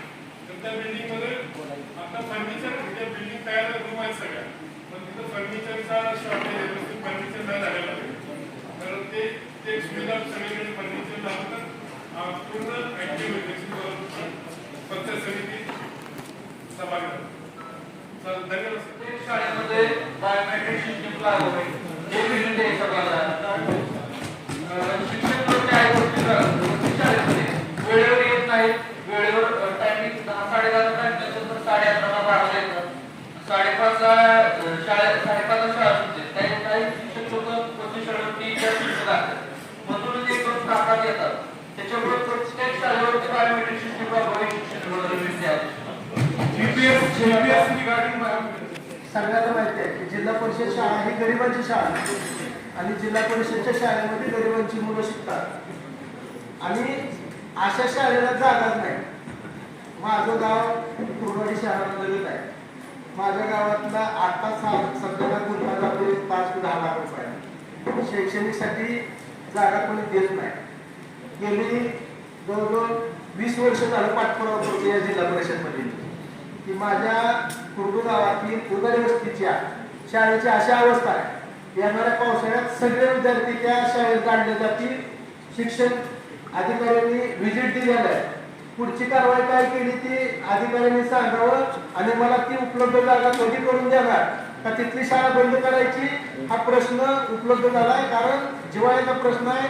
तिथली विद्यार्थी आज सध्याला जीव मुठीत आहे, त्या माळवद आहे, त्या माळवदावरनं कागद टाकलेला आहे आणि त्या कागदाच्या खाली ती विद्यार्थी म्हणजे शाळेला तिथं हजर असतात. ती कधी बी एनी टाइम ती इमारत त्या विद्यार्थ्यांवरती पडू शकते. पाऊस असावा म्हणून सुद्धा गरज पडणार नाही. साधं वारं कावदान चांगलं मोठं आलं तर जर असेल अशी घटना घडली तर हा सगळ्यात मोठा विषय आहे. माझी शिक्षण अधिकाऱ्यांना विनंती आहे की गेली पहिल्याच आपल्या सभापती निवडी झाल्या त्या सभापती महोदयांच्या बी ही विषय कानावरती घातला होता. मी त्यांनाही पत्र दिलेलं आहे आणि मी आज नाही पत्र देत. माझी निषेध जिल्हा परिषद सदस्य होती 2011ला, त्यावेळेला सुद्धा दिलंय. आदरणीय संजय मामांनी पण ज्यावेळेस 2005 उपाध्यक्ष असते तेव्हापासूनचा पाठपुरावा आहे. पण काय यशी नाही, का हलगर्जीपणा चालला हे समजून येणार. त्या ठिकाणी आपल्याला 2 जागा शासनाकडनं घेता येतील. एक पशुवैद्यकीयची जागा आहे आणि दुसरी आपली भूसंपादनची जागा आहे तिथं.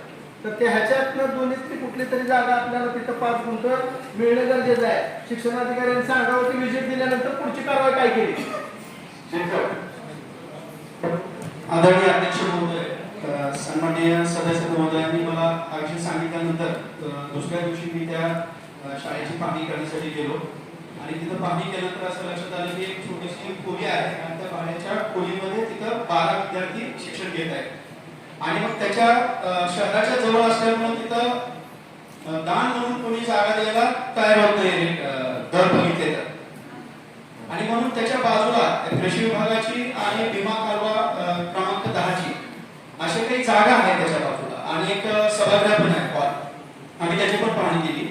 तर त्या अधिकाऱ्यांना आपण विनंती करून त्यांच्याकडून किंवा त्यांचे वरिष्ठ जे विभाग आहेत त्यांच्याकडून आपल्याला ती जागा प्राप्त करून किंवा भाडे तत्वावर किंवा सभागृह मोफत शिक्षणासाठी म्हणून तरी पर्याय व्यवस्था होईपर्यंत तरी ही खोलीमध्ये बसण्यासाठी आता परिस्थिती नसल्यामुळं किंवा तात्पुरत्या स्वरूपात दिलं आणि आपण जागेचा पाठपुरावा करून इतर जे विभाग आहेत कृषी विभाग, भीमा कालवा जो विभाग आहे यांच्याशी संपर्क करून सन्माननीय अध्यक्ष महोदय, उपाध्यक्ष महोदय आणि सभापती महोदय यांच्या माध्यमातून जर आपण पाठपुरावा केला तर तशा पद्धतीचा प्रस्ताव आपण मागील आठवड्यामध्ये गट शिक्षणाधिकारी यांच्याकडून प्राप्त करून घेतलेला आहे आणि आता आपल्या स्तरावर आपण तसा प्रस्ताव करून माननीय सभापती महोदय यांच्या मार्फत आपल्याकडे तो सादर केला जातो.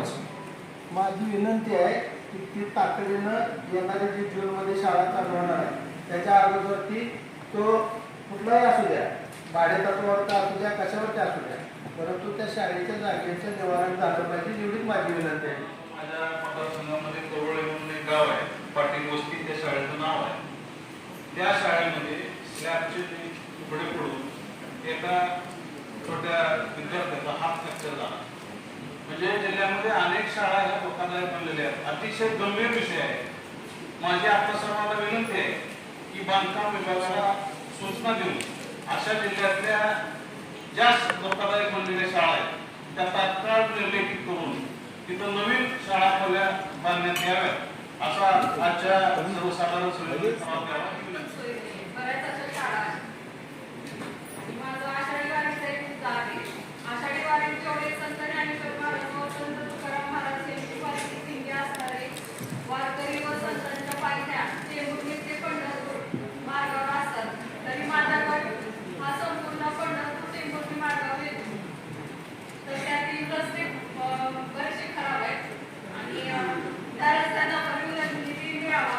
टेंभुर्णी पंढरपूर मार्गाला पालखी मार्गाचा दर्जा मिळावा. काळातील पाचवी महामार्गावर गावांना दरवर्षी देण्यात येणारा निधी कमी पडत आहे तरी त्या गावांना जास्त निधी देण्यात यावा.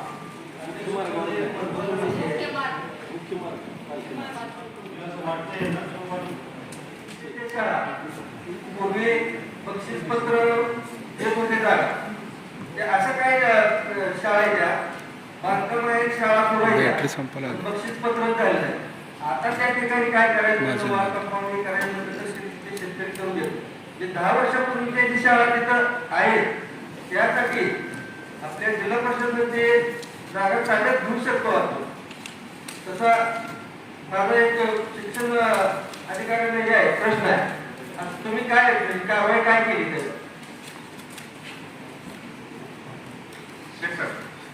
आदरणीय अध्यक्ष महोदय, सन्माननीय सदस्य महोदयांनी उपस्थित केलेला प्रश्न हा महत्वाचा आहे. अशा जिल्हाभरामध्ये अशा काही शाळा आहेत की त्या ठिकाणी आपण जेव्हा काम सुरू करायला लागतो तेव्हा ते निदर्शनास आले की ती त्याची जी मालमत्ता आहे ती आपल्या नावावर नाही आणि त्याच्यामुळं बऱ्याच वेळा मग आळवणी केली जाते. तर आपण अशा प्रकारची जी माहिती आहे प्रत्येक तालुक्यामधून आपण ती माहिती प्राप्त करून घेऊन आपल्या समोर ठेवून आपल्या मार्गदर्शनानुसार पुढील कारवाई करता येईल. आणि ते जागा आपल्या जिल्हा परिषदेच्या ताब्यात घेऊ. आता जिल्हा परिषदेच्या शाळेला सुट्टी लागली, पोरमामा आहे गावात गेले, हायस्कूलची पोरमामा आहे, त्या अंगणवाडीच्या बालकांना दररोज शाळेत जावं लागते. 7:30ला शाळा, 8:30ला शाळा भरती अंगणवाडी, त्यांना 11ला सोडताय. आता मदतनीसला तुम्ही 15 दिवस सुट्टी देताय, अंगणवाडी सेविकला 15 दिवसाची सुट्टी देताय, आलटून तुमच्या शाळेला येतात. मग त्या अंगणवाडीच्या मुलांनाच कंपल्सरी शाळा का करून आता 44 टेम्परेचर आहे. ती बालकं वाड्या वस्तूची, गावाच्या मुलांचं ठीक आहे, वाड्या वस्तूची पोरं जर 2-2 किलोमीटर जायची म्हटलं 44-40 टेम्परेचर असते, त्यांना येणाऱ्या माणसाची संख्या नसते. त्याऐवजी कुठं रोजगाराला जाते ती, त्या एका मदतीसनं ती 40 पोरं कशी न्यायची, ती कशी पोच करायची. मला वाटतं कोरोना काळामध्ये आपण शालेय जे विद्यार्थ्यांना जे खायचं वगैरे असतं घरी पोच करत होता, असं सुट्टी देऊन त्यांना ते देण्यात यावं. विनाकारण मोठी भावंड मामाय गावात ती बारकीची अपघात होते आणि ती मदतनीस काय पोरांना सुट्टी मिळू देत नाही आणि पालकांना ती मुलं नेणं शक्य नाही. तर याचा बारकाईने विचार करावा. सुट्टीचा कालावधी सगळ्याला सुट्टी देत आहे आणि त्या लहान बालकांना का पण सुट्टी देत नाही त्याचा या ठिकाणी विचार व्हावा. शिक्षणाबद्दल त्याची गोडी वाढावी, त्याच्या मनात शिक्षणाबद्दल जागृती निर्माण व्हावी आणि पालकांना आणि विद्यार्थ्याला त्याच्या सुट्टीचा आनंद मिळावा. त्याच्या पोषणाची काय गरज असेल ती आपल्या जिल्हा परिषदेमार्फत एकात्मिक बालविकास प्रकल्पामार्फत ही गोष्ट आपण गांभीर्याने घ्यावी अशी मी आपण नंबर विनंती करतो. बारकं छोटे ठेकेदार आहेत, 5 लाखाची 10 लाखाची कामं करणार, त्यांची अडचण अशी झाली आहे, अधिकारी कोपऱ्यात घेऊन त्याला सांगते बेंद्याचं कोणाला आणखी नियोजन फायनल झालं नाही, तू कामाला हात घालू नको. अशी अडचण झाल्यामुळं साधारणतः 900 कोटीचा तुमचा DPDCचा फंड आहे, आमदारांचा फंड आहे, 25-15चा फंड आहे, 54-15चा फंड आहे. हे सगळ्या फंडाची कामं करत असताना बिलं कोण देणार? पंचायत समितीचं BDO साहेब देणार, ग्रामसेवक देणार का नेमलेले प्रशासक देणार? ही गोंधळाची अवस्था आहे. यामुळं काम करणारा माणसाची अडचण आहे. आज 800-900 कोटीचा वेगवेगळ्या खेडमधून तुम्ही फंड वर्ग केला आहे, पण ती बिलं कोणाच्या माध्यमातून पुढे देणार किंवा तो सहीचा अधिकार कोणाला आहे? त्यामुळं सध्या प्रत्येक पंचायत समितीमध्ये प्रत्येक गावखेड्यामध्ये काम करणारा ठेकेदार धजत नाही, याची दखल घ्यावी. दुसरा एक लागून छोटासा विषय सांगतो साहेब, ह्याच्यावर कोण करणार आहे थोडं आम्हाला स्पष्टीकरण द्यावं.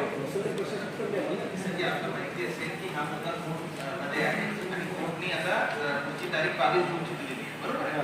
आणि 22 जून मध्ये फायनल हिअरिंग म्हणून जे काही कोर्टला डिसिजन असेल ते कोर्टची डिसिजन प्रमाणे वेगळ्या त्यांचा एक दिवस आहे. कॉन्ट्रॅक्ट काम त्यांचे पैसे याच्यामध्ये आम्हाला इंटरेस्ट मिळतो. गावागावाची पाण्याची टंचाई आहे याच्या बाबतीमध्ये मला माहिती आहे की आम्हाला सर्वांना कशी कल्पना देशमध्ये की आपला रोल त्याच्यामध्ये येत नाही. आणि जोपर्यंत गव्हर्नमेंट स्वतःवरून सांगतो की शासन सांगत त्यामध्ये काही करू शकत नाही ग्रामपंचायत हा पंचायत राजचा मूळ स्तर आहे. आपली ही जबाबदारी आहे. त्यामुळे टंचाईच्या निमित्तानं एक ठराव घेण्यात यावा आणि तो ठराव आपल्या शासनापर्यंत पोहोचण्यात यावा. सर्व झेडपी करून कमीत कमी टंचाईच्या कामाच्या बाबतीमध्ये तरी, पाणी पुरवठ्याच्या बाबतीमध्ये तरी याच्यामध्ये काहीतरी एक्झम्पशन देण्यात यावं. अधिकार कोणालाही द्यावे, परंतु टंचाईची कामं याच्यामधून त्वरित व्हावं. बाकी कॉन्ट्रॅक्टर वगैरे आम्हाला त्याच्यामध्ये इंटरेस्ट आहे, परंतु टंचाईची कामं लवकर व्हावी. तर सर्वांना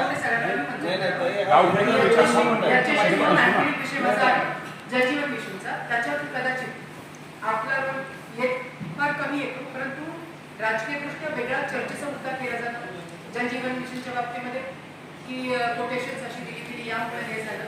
तर मी सर्व सदस्य महोदयांना विनंती करते आणि ठराव इथं मांडते अध्यक्ष महोदय की जलजीवन मिशनच्या बाबतीमध्ये ज्या ज्या गावामधून तक्रारी येतील, ज्या ज्या वस्तीमधून तक्रारी येतील, एक स्रोत दाखवला, 2 ठिकाणी पाणी दिलं, स्रोत 2 कागदावरती दिसतात, मुळात दिसत नाही. काही वस्त्यांचा अंतर्भाव केला गेला, परंतु वस्तीवरती ऍक्च्युली पाणी पोहोचलं नाही, कारण 4 वर्षामध्ये कुठल्याही लोकांचा प्रतिनिधित्व काम करत नव्हता. याच्या बाबतीमध्ये आदरणीय संस्कृती सातपुतेंनी सुद्धा हा विषय बऱ्याचदा नजरेला सगळ्यांना आणून दिलेला आहे. आम्ही आदरणीय मंत्री महोदयांशी पण बोलतो, तेव्हा ठराव घ्यावा, शासनाकडून डायरेक्टिव्ह घ्यावी, योग्य ती कारवाई करावी आणि जलजीवन मिशनचं पाणी त्या त्या गावापर्यंत पोहोचावं आणि त्यासाठी आणखी काय वाढी मागणी करता येते आपल्याला ती करावी, जेणेकरून टंचाईचा विषय लवकरात लवकर मार्गी लावला. आता बघा ताईनं जो विषय मंजूर झाली पाहिजे, तर आता मला तुमच्या माध्यमातून सांगायचं अध्यक्ष शिवसाहेबांना की प्रत्येक गावातील ज्या वाड्यावस्त्या राहिलेत त्या वाड्यावस्त्याचं रिवाईज एस्टिमेट होऊन परत एकदा मंजुरी घेऊन जास्तीत जास्त वाडी-वस्ती पाण्यापासून वंचित राहणार नाही याची काळजी घेतली पाहिजे. त्यावेळेला आम्हाला काही समजत नव्हतं. 2017 ते 2019 मध्ये एस्टिमेट झालं, 2च कोटी सगळ्या गावाचं एस्टिमेट मिळालं. काही ठराविक गावाचं, माझा जिल्हा परिषद गटामध्ये जवळा गाव आहे, जवळा गावात तर 10 कोटीची योजना होती, तिथं 2.5 कोटीची योजना आहे. तर ही जलजीवनचे जे अधिकारी आहेत त्यांच्याकडून तुम्ही रिवाईज एस्टिमेट करून घेऊन शिवसाहेबांनी अध्यक्ष उपाध्यक्ष साहेबांनी लक्ष घालून ती मंजूर करून आणा. टंचाई फार मोठा विषय नाही. माझ्या तालुक्यात तर 81 गावची योजना आहे, पाणी भीमा नदीवरून येते, आम्हाला मॅकनं पाणी मिळणार भरपूर आहे. ती योजनेला पाणी जर तुम्ही दिलं तर प्रत्येक गावाची आमची पिण्याच्या पाण्याची समस्या व्यवस्थित होणार. टंचाई म्हणून सांगून तालुक्याला राहणार नाही, फक्त जलजीवनचं काम व्यवस्थित झालं पाहिजे. अध्यक्ष महोदय तालुक्याचा नाही आमच्या माननीय अध्यक्ष महोदय, सर्वांनी सदस्यांनी सांगितलं तर जवळपास 1009 योजना ह्या सोलापूर जिल्ह्यामध्ये आपल्या कार्यान्वित करण्यात आल्या होत्या, नंतर मंजूर झाली होती. त्यापैकी जवळपास 350 योजना या कार्यान्वित झालेल्या आहेत आणि हँडओव्हर पण झालेल्या आहेत. त्याशिवाय ज्या योजना आहेत त्या काही योजना अशा आहेत की ज्या आता सुरू झालेल्या आहेत किंवा ज्या तक्रारीमुळे थांबलेल्या पण आहेत. या सगळ्यात मोठा एक कारण असं आहे की या 37% पैसे जो काही पूर्ण फंड आहे त्यापैकी फक्त 37% पैसे या सोलापूर जिल्ह्याला आतापर्यंत मिळालेले आहेत आणि त्यामुळे थोडंसं आम्ही प्रयत्न करतोय की अजून कसा निधी आणता येईल आपल्या माध्यमातून. दुसरा विषय रिवाईज एस्टिमेटचा जसं आपण म्हणाला तर यापैकी 135 एस्टिमेट आपण हे मंजूर करून आणलेले. त्यांची जी 26 GR निघालेली आहेत त्यामध्ये एक प्रोसिजर करायची आहे आपल्याला. त्या संदर्भात आपण बोलणं पण झालेलं आहे, तर ते प्रोसिजर करून आपण त्याच्यानंतर त्याला बेड कॅपॅसिटी चेक करून आपण त्याची रीटेंडर न करता किंवा जर बेड कॅपॅसिटी मध्ये बसत असेल तर त्यांना त्याच कॉन्ट्रॅक्टरकडून ते काम करून घेणार आहोत. जो वाड्यावस्तीचा विषय आपला सांगितलेला आहे त्यामध्ये ज्या काही वाड्यावस्त्या शिल्लक आहेत, जर आपल्याला आपली मागणी असेल तर त्याचा फेर सर्वे करून जे काही वस्तुनिष्ठ अंदाजपत्रक असेल ते आपण शासनाला सादर करू आणि त्याची मंजुरी. 200 घरकुलांचा अद्याप हात आला नाही.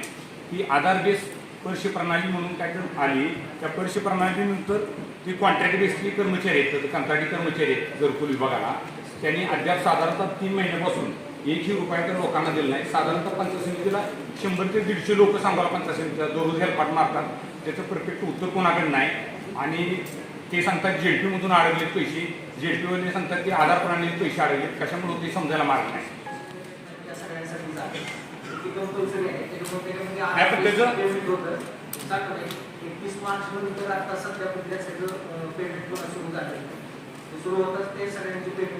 सर साधारणतः 3-4 महिने झालं त्या घरकुलवाल्याच्या घरी वाळवाला येऊन बसतोय, चौकडवाला येऊन बसतोय, पत्रवाला येऊन बसतोय, त्यानं घर बांधायची त्याची अडचण होऊन बसते. सगळी बारकाईच्या गोष्टी बघा, कारण छोट्या छोट्या माणसाच्या गोष्टी लोक प्रचंड अडचणी आहेत. लोकप्रतिनिधी म्हणून आम्हाला गावात माणसाने आवड केली. सगळ्यांचा पाठपुरावा चालू आहे. आरबीआयमध्ये एकच अकाउंट आहे आणि त्याच्यामध्ये सगळ्यांचे पेमेंट जे आहे त्या आरबीआयच्या एकाच अकाउंट त्याच्यासाठी राज्य शासनाचं सुद्धा पाठपुरावा जे पंचायत समितीला आपले कर्मचारी आहेत त्यांना त्या गोष्टी सांगून लोकांना एकदम व्यवस्थित सांगायला हवा जेणेकरून सगळ्यांचा वेळ वाचून पैसा वाचायला सगळ्यांचा त्रास होतो. काय परिस्थिती आहे कुठलं काम चालू नाही त्या संदर्भात त्याचा पुरावा नाहीये. एक विषय माझा महत्वाचा विषय आहे भैया. सगळ्यांनी खर्चाचा विषय मांडला. मी एक विषय मांडतो. सगळ्यांनी लक्ष द्यावं की जिल्हा परिषद उत्पन्नाची बाजू आपली फार कमी आहे किंवा नाहीये जवळ. तर आपण सगळ्यांना विनंती आहे की जिल्हा परिषदचं उत्पन्न वाढीसाठी काय सूचना करत असतील तर एक 5 मिनिटाचा वेळ घेऊ. सगळ्यांच्या परवानगीनं वेगवेगळं एक नाही, सगळ्यांच्या परवानगीने 5 मिनिटाचा वेळ घेऊ. जर तुम्हाला मान्य असेल तर मान्य आहे का? शेतीचा विषय झाल्यानंतर हा विषय घेऊ. ऐका सदस्य साहेब, शेतीच्या विषयाला आम्ही तयार आहोत. नाही आपण सर्वजणच ग्रामीण भागात आलेला आहोत. शेतीचा विषय झाल्यावरच हा विषय घेऊ म्हटलं ना. आता माझा एक विषय आहे अध्यक्ष महोदय. माझ्या मतदारसंघात गेल्या 8 दिवसांपूर्वी अशी गाळपीट झाली की फक्त 4 गावात झाली. भोगेवाडी, चाकले, उपळवाटी आणि दहिवली ही 4 गाव आहेत. 4 गावांना बी ठराविकच असा एक पट्टा गारपिटीने एवढा भरला की तिथं डाळिंब आणि केळीचं एवढं मोठं नुकसान झाले. आणि कृषी अधिकाऱ्यांना मी तिथं पाहणी चौघान केलं होतो. कृषी अधिकाऱ्यांना वारंवार फोन केले, एकही कृषी अधिकारी तिथे आले नाही. तहसीलदार रावसाहेबांना फोन केले होते. रावसाहेबांनी त्यांना आदेश दिले की तिथे शेतकऱ्यांची संबंधित पाहणी करावी. लाखो रुपयाचं त्या ठिकाणी नुकसान झाले. माझ्या मोबाईलमध्ये फोटो आहेत सगळे. या ठिकाणी बघा, केळी अक्षरशः 27 रुपयाला 20 रुपयाला त्यांची इम्पोर्टेड केळी मागणीला बाहेर जाणार होती. ही केळी सुद्धा अक्षरशः पूर्णपणे झोपली केळी टोटल. आणि जे डाळिंबाचं पीक आज त्याच्या कंडिशनला आले, त्या गारपीट इतकी झाली होती की तिथं जवळपास 1 इंचभरचा थर झालेला होता. आणि त्याचा धोका लागून त्या डाळिंबाला आतमध्ये पर्यंत जाऊन डाळिंब पीक पूर्ण जे आले ते पूर्ण खराब झाले. जवळपास म्हणजे कितीतरी लाखो रुपयाचे प्रत्येक शेतकऱ्याचे त्या ठिकाणी नुकसान झाले. जर कृषी अधिकाऱ्यांना तिथपर्यंत याच्या लोकप्रतिनिधीने फोन केल्यानंतर सुद्धा जर स्वतःला 3-3 दिवस लागत असतील तर आम्ही लोकप्रतिनिधी म्हणून आमचा उपयोग काय? आणि तिथली त्या 4 गावातल्या नुकसानीची भरपाई मिळणार का हा माझा प्रश्न. त्याच्यावर कोण उत्तर देते? सर, हा जो विषय आहे तो नैसर्गिक आपत्तीमध्ये येतो. मी संबंधित तालुक्याचे तालुका अधिकाऱ्यांना सांगतो. जर जे पंचनामा होतो ते पंचायत समिती आणि कृषी विभाग ह्याचा संयुक्त होतं आणि कलेक्टर साहेब, सीओ साहेब आणि जिल्हाधीश कृषी ह्या सर्व ठिकाणच्या संयुक्त स्वाक्षरीने अहवाल शासनास सादर होतो. त्यामध्ये म्हणजे एक निर्माण असल्यामुळे हा 3 यंत्रणेचा कॉमन विषय आहे. तरी मी आमच्या तालुका कृषी अधिकारी जे आहेत त्यांना आपले संबंध साधून जी काही पाणी नुकसान झाली त्याची पाहणी करायची सूचना देतो. त्याची पाहणी करून किंवा त्याची संबंधित काय कारवाई होणार आहे त्याची मला माहिती मिळाली. हो.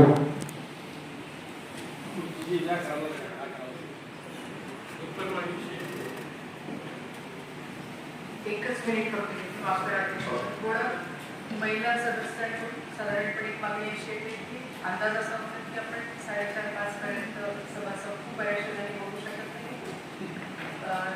तर थोडं 10 मिनिटांमध्ये माफ करा, महत्वाचे विषय संपले असतील तर काही आपल्या स्थानिक सोलापूरमध्ये नाही आहे. त्या वेगवेगळ्या दुरून आलेल्या आहेत. बऱ्याच जणी बसनी आहे. त्यामुळे आपण त्यांचाही सहृदयपणे या ठिकाणी विचार करू. अध्यक्ष महोदय आणि शिवसाहेब, आमच्या सगळ्यांची महिलांची आपल्याला विनम्र विनंती आहे की कामकाज लवकरात लवकर कसं करते याकडे अध्यक्ष महोदय, त्या दिवशी जिल्हा परिषद सुरू कसं वाढेल एक विषय मी तुम्हाला सांगतो म्हणजे कसं वाढत आहे. जिल्हा परिषद आवाज अंतर्गत जे कंपाऊंड वॉल आहे, आतील बाजूने रोडच्या समोरील बाजूने शॉपिंग सेंटर बांधले व आतील बाजूने पार्किंग बनवली असा एक प्रस्ताव आहे.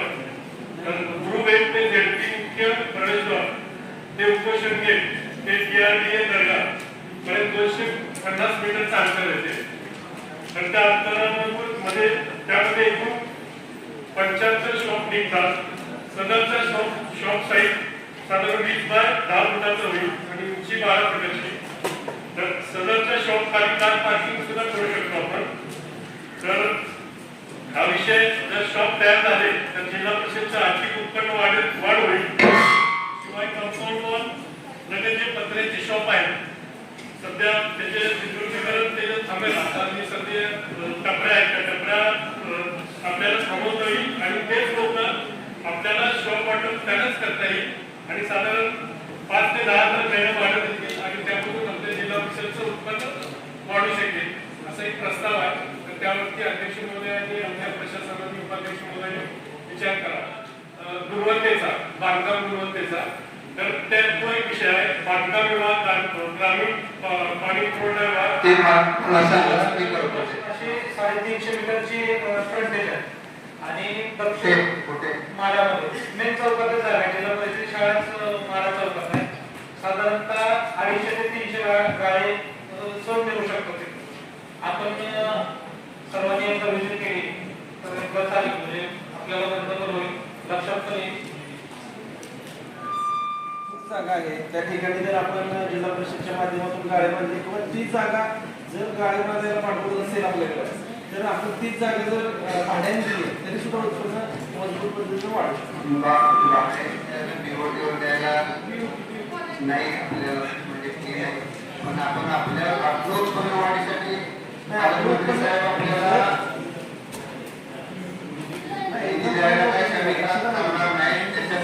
समोरची आणि तुम्ही मला वाटतं शिवसाहेबांनी अध्यक्षांनी उपाध्यक्षांनी तुम्ही एकदा या जागा बघा.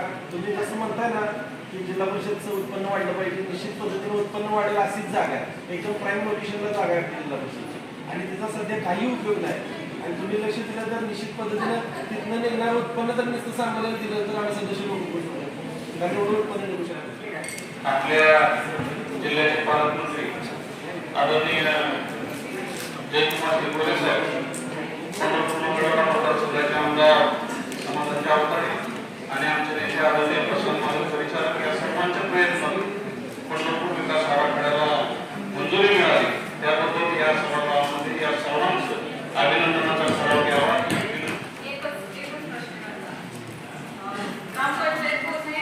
ग्रामपंचायतीच्या भ्रष्ट कारभाराची चौकशी होऊन भ्रष्टाचारी ग्रामपंचायत अधिकारी शिक्षकातर्फे भानुदास भुजबळ यांचा कालावधी सन 2015 ते 2025 या वर्षानुसार चौकशी होऊन निलंबनाची कारवाई व्हावी. अध्यक्ष महोदय हा ग्रामपंचायत अधिकार पायावर उचलून बसला आहे. अध्यक्ष महोदय माझा प्राथमिक आरोग्य केंद्राचा प्रश्न आहे. माझ्या मतदारसंघातील तुंगत येथील प्राथमिक आरोग्य केंद्राकडे सर्व खोल्या आणि कार्यालयाच्या भिंतींना तडे केले तसेच चिरा पडल्यामुळे जमीन पूर्णपणे खचली आहे. तर तिथे फरशाही घेतल्या आहेत तर दुरुस्ती करणे अत्यंत गरजेचे आहे. आणि दुसरा प्रश्न आहे पंढरपूर ते सोलापूर हा राष्ट्रीय महामार्ग क्रमांक 965 झाल्यामुळे येथे होणाऱ्या अपघातामुळे साठी मागणी भरपूर असते. तर तिथे दूरध्वनी सतत येत असतात ॲम्ब्युलन्ससाठी. तर सदर मार्गामध्ये संत ज्ञानेश्वर महाराज व संत तुकाराम महाराज पालखी मार्ग आहे.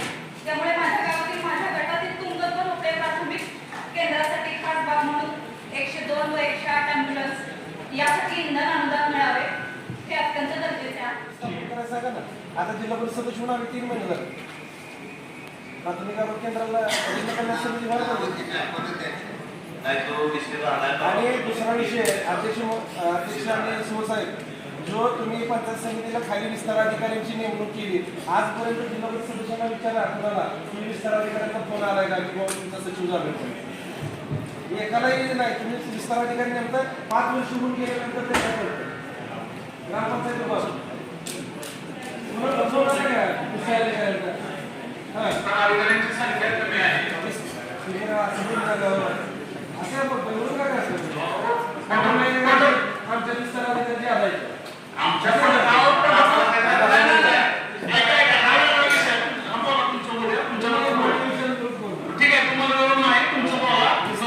अधिकारी म्हणून जे सचिव म्हणून नेमणूक केले एखादाही जिल्हा परिषद सदस्याला फोन आलाय का? मग असं कसं साहेब अध्यक्ष महोदय, पंढरपूर तालुक्याला फक्त एकच विस्तार अधिकारी आहे आणि प्रभागात 8. तुम्ही 8 विभागाला एक विस्तार अधिकारी काय कसं नियोजन करणार हा महत्वाचा विषय आहे. आणि आमची तुला मागणी तीच आहे. आमच्या काय अध्यक्ष महोदय, आमचा विषय केला पंचायत समितीचा की आम्हाला 4 टीम पाहिजे, पण कार्यरत एकच आहे आणि त्यामुळे सर्व विभागामध्ये जी कामाची अडथळा निर्माण होतोय तो सर्व पंढरपूर पंचायत समितीमध्ये असेल, कामाच्या गटात असेल, त्याच्यातून आम्हाला विस्तार अधिकारी मिळावे ही अपेक्षा आहे. पंढरपूर फक्त एकच विस्तार अधिकारी आहे, एकच.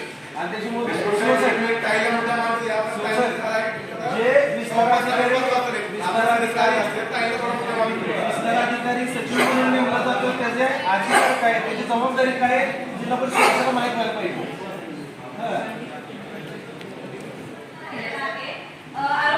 प्राथमिक आरोग्य केंद्र तुंगत येथील डॉक्टर व परिचारिका यांच्यासाठी जे राहण्याच्या सदनिका आहेत तिथे इमारती राहणे योग्य नाही, तर तेथे दुरुस्ती आणि सुखसुविधा नसल्यामुळे ते तिथे राहत नाही, तर त्यासाठी दुरुस्तीसाठीचा निधी मिळावा.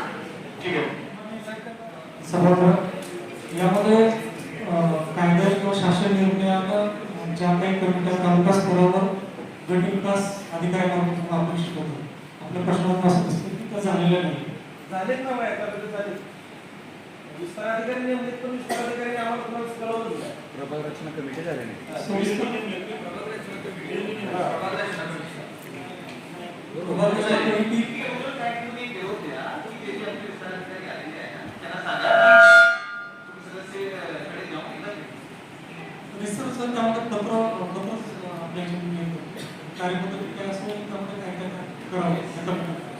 त्यांची जबाबदारी पण कळली पाहिजे आम्हाला. त्यांच्या माध्यमातून आम्ही काय करणार आहे. असताना बऱ्याच ठिकाणी पूर्ण तालुक्यामध्ये फिरायचं म्हटलं तर वाहन पाहिजे आणि दुसरी गोष्ट म्हणजे ज्यावेळेस 50 रुपये लिटर असं डिझेल होतं त्यावेळेस तोच निधी किंवा तोच कोठा आपल्याला आज 110 रुपये 108 रुपये लिटर असताना त्याच निधीचा म्हणजे अपुरा पडतोय आम्हाला. त्याबरोबर आपले प्रत्येक महागाई बरोबर म्हणजे त्या दुरुस्ती असतील, इंधन वाढ असेल किंवा बऱ्याच पंचायत समितीला गाड्या नाही आहेत किंवा काही जणांकडे आहेत तर त्या खराब झालेल्या आहेत. या संदर्भात थोडं की आमची सर्वांच्या सभापती म्हणून एक विनंती आहे की तुम्ही लवकरात लवकर आम्हाला आपल्या तालुक्यात काम करण्यासाठी, कारण की खेडेगावापर्यंत पोहोचायचं म्हणजे आम्हाला पण गाड्या नाही, लवकरात लवकर आम्हाला त्या गाड्या नाही, कार्यक्रम आहे ऑलरेडी केली.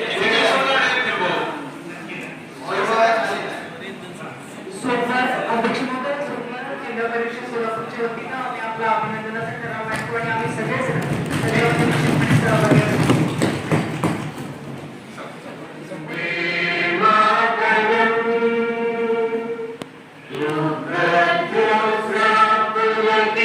Yeah.